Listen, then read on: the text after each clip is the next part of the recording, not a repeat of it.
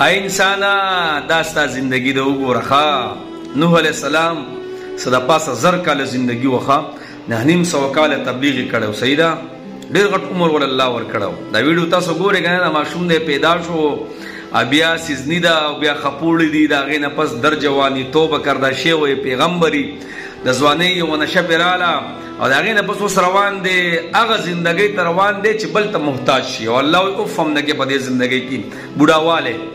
نوح علیہ السلام ته چا وی او دا زندگی دې څنګه تیر شو؟ الله اکبر کبیر. هغه ته سوې خبري وې د خار دو دروازې دوا، په یو دروازه سړی راننه وځي او په بل سړی وځي، داسې زمانه زندگی تیر شو. الله الله الله. یو نبی دی هغه ته وی غالبا موسی علیہ السلام مختلف دي، یو زنانه ترانه وی زما زوی په ځواني کې دنیا نزي وفات کیږي. وی څومره عمر دی؟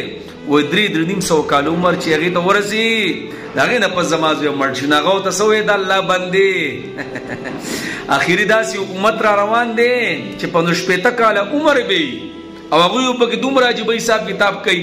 هغه ورته وی کوچر ته دغه عمر مال راغوزوي په یو سجده کې تیر کما. الله اکبر کبیر. نو یو ورځ نبی علیہ السلام داسې کوي، دا یو لاس په سر مبارک کې هو، دا بل لاس داسې وګت کو او صحابه ته وی تاسو پیژنې دا سدي؟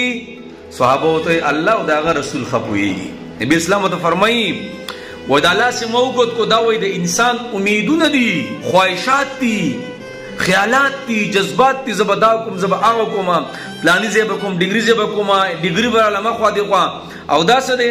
دا وای انسان مرګ دی. الله الله. مرګ ګنټه پسته، مرګ نیمه ګنټه پسته دا مولانا. مرګ سباله دی، مرګ روانه میاش کې دی، مرګ روان په کال کې دی. ا مولانا د مودو امیدونه برابر کړي. نو جناب ځکه خو چې امیدونه دا زندگی لنډه تنگ کوي.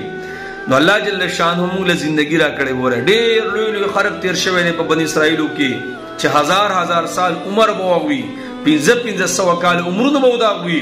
جناب زما استاد په 15 کال عمر دی، پګیره کې ملک شان دی سپین 2-3 ولګیدل، بس دغه زندگی ده، بس چنجه په ولګید بس. الله اکبر.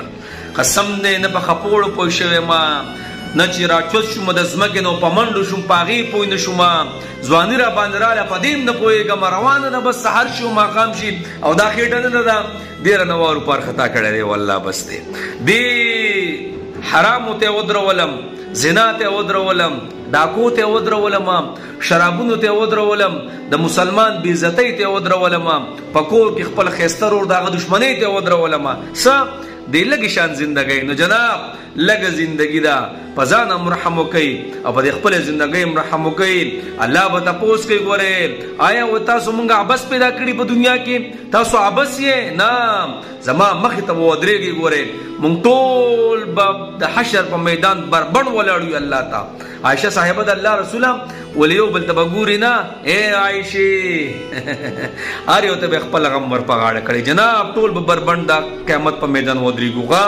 هغه د پاره تیارې ورو. زندگی ډېر مختصر د پته نه لګي چې کله اعلان کیږي پلانې ابن فلانې د دې فانی دنیا نه لاړه، اس پته نه لګي. جناب په خپل ځان رحم وکړو. زندگی ډېر مختصر ده.